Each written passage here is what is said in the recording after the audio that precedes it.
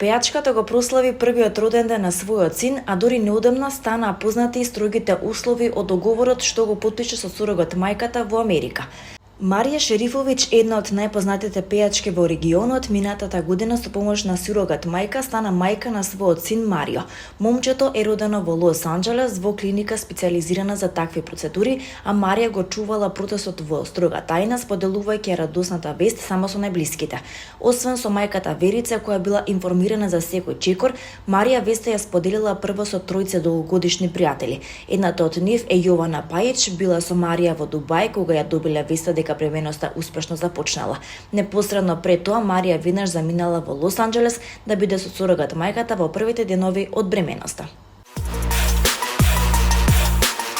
Музичката легенда Елтон Џон изјави дека целосно го изгубил видот откако не успел да заздрави од очна инфекција.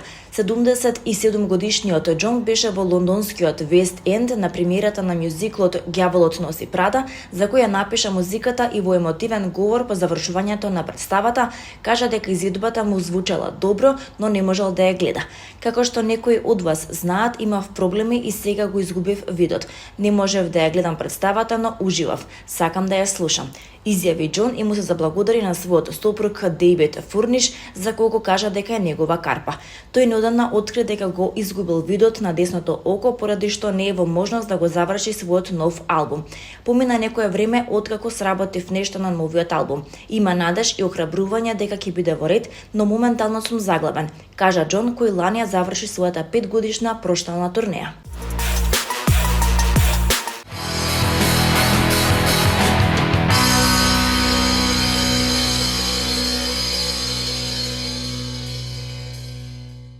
Актерот Славиша Каевски трагично го загуби својот живот на денешен ден во 2021 година.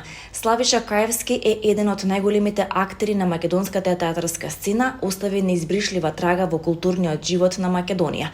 Неговата посветеност и талент го обликуваат театарот, а неговото име останува неизбришливо запишано во историјата на нашата сцена. Летово Македонскиот народен театар му одаде голема почит, именувајќи ја летната сцена по негово име. Овој гест од страна на неговиот матичен театар е потврда за неговото незаменливо влијание на македонскиот театар и неговата улога во креирањето на културниот идентитет на нашата земја. Летната сцена на МНТ сега го носи името на Славиша Каевски, а ова е само една од многуте почести кои се оддаваат на неговото бесмртно уметничко наследство.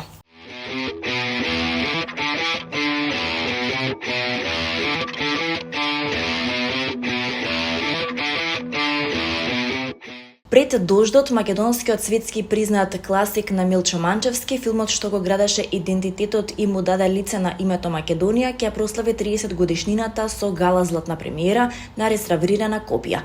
Овој настан на 9 декември во 20 часот во Филхармонијата одбележува 30 години од најголемиот успех на Македонија, не само во културата, туку и воопшто. Ова е прв и засега единствен пат македонско дело да победи на најважен светски мегдан.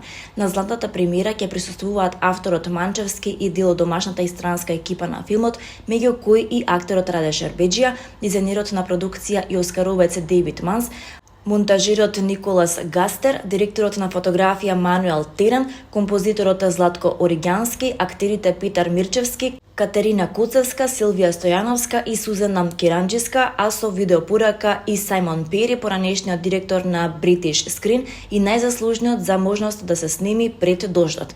Специјално за премиерата од Рим доаѓа и италијанскиот копродуцент на Збогом Копакабано, новиот филм на Манчевски.